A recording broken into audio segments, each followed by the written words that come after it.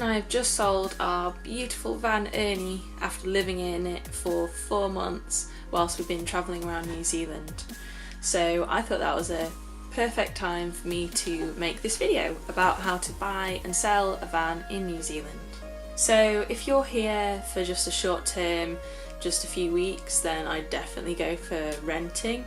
However, if you do have the time, if you're here for several months, then I definitely recommend buying because it's going to save you heaps of money. It's also great because you get to make it your own house. So here are my tips for buying or selling a van or car in New Zealand. Tip number 1, take your time. I'm pretty bad at this. Patience is not one of my strong points. We gave ourselves 1 week in Auckland to buy the van, kit it out and get camping. There's always going to be little things, little snags that you have to deal with. So I definitely give yourselves 2 weeks. It is possible to do it in shorter time, it's just going to be stressful and really rushed. Same for selling your van. The chances are people buying your vehicle aren't going to be in as big a rush as you are. We're of course leaving the country, so if you have the time to stick around, do it. You'll get a better price for your van. Tip number 2. What should you buy, a van or a car? We got ourselves a ex-commercial vehicle. It used to be an electrician's van. It was loads of space, so it was kind of luxury compared to a lot of the campers out there. A lot of the vehicles you see are actually more like large cars, people carriers without the seats in the back. Then they've had the camper van conversion put in as well. So that's another option which is a lot cheaper, but of course you will be losing a lot of space. One thing I would definitely recommend though, even if you're on your own, make sure you get a vehicle that's big enough for you to sleep in. A further point to consider is whether it's self-contained. So self-contained will have this sticker. You can get it certified yourself if it's not already. It's of course an extra cost, so that's just something for you to think about. The benefit of course of being self-contained is that you can freedom camp almost anywhere unless it's in a restricted zone. Tip number 3. So where should you buy your vehicle? We bought our van in Auckland, which is always a good idea because it is the first place that most people arrive. It's where most of the cars get imported to, therefore you get better prices, lots of choice. It's always a good place to be. However, if you want to buy a car on the South Island, then Christchurch is also a good option. Tip number 4. You should definitely use Trade Me or Backpacker Board to find your van or car. It's kind of like Gumtree or eBay.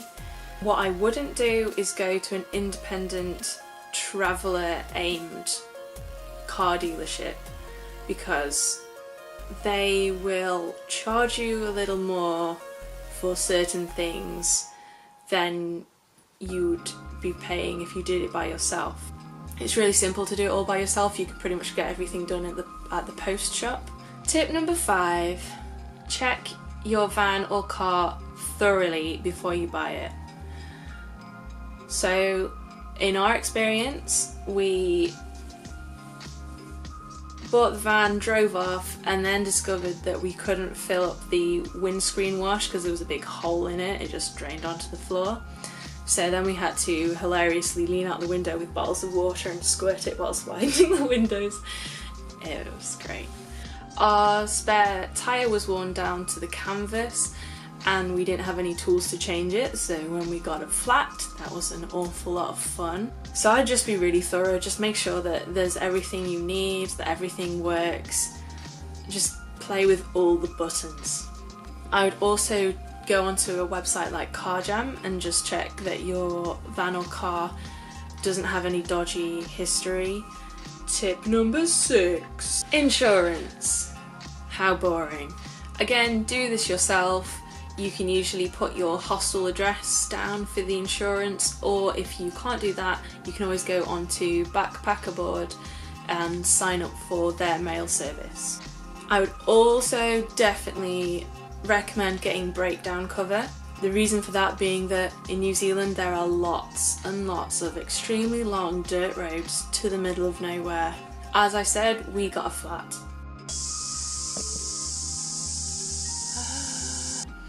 Luckily there were some very nice travellers who helped us out and lent us some tools, but you might not be so lucky. So get the breakdown cover. Tip number 7.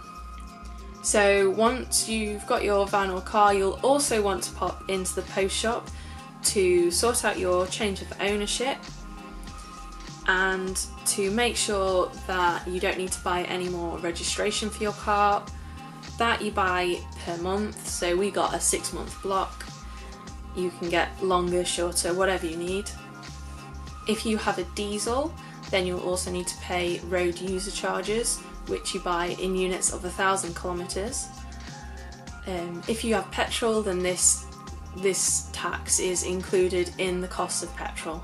You'll also want to watch out that your WOF, W-O-F, that's warrant of fitness, is in date and you have a bit of time on that. You can't legally drive around without it. Tip number 8.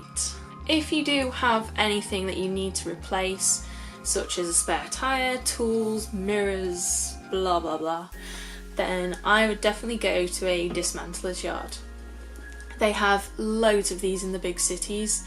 If you're not sure which one to go to, then what we found works is go to one.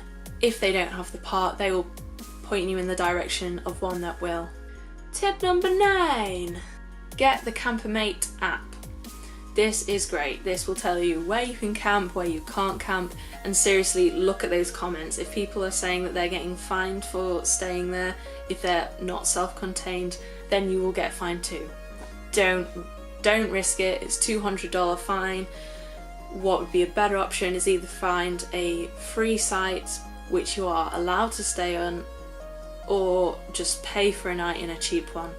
You can stay on Department of Conservation sites for usually $6 per adult. They're always really basic, but they're also usually in really stunning scenery. Alternatively, you can stay at better campsites with good showers, toilets, kitchens. They don't usually cost more than $50 per night for 2 adults on an unpowered site. And some of them even have really great pools, and the top 10s tend to have jumping pillows, which is all kinds of fun. Finally, tip number 10. Just a little tip on driving in New Zealand. There's a lot of long, thin, windy roads, so it's very easy to get a queue of traffic behind you, particularly if you're in a slower vehicle. They do have loads of areas to pull over, so if you are holding traffic up, just pull over to the side, let them past. Everyone's happy. Apart from that, just enjoy it. The scenery is amazing. You're gonna have a great time. I think driving around New Zealand is the best way to see it. It's seriously beautiful. So go and enjoy Middle Earth. I hope this video has been useful. If you have any questions, please let me know in the comments. And I'm going to put any links to anything I spoke about in this video in the description below.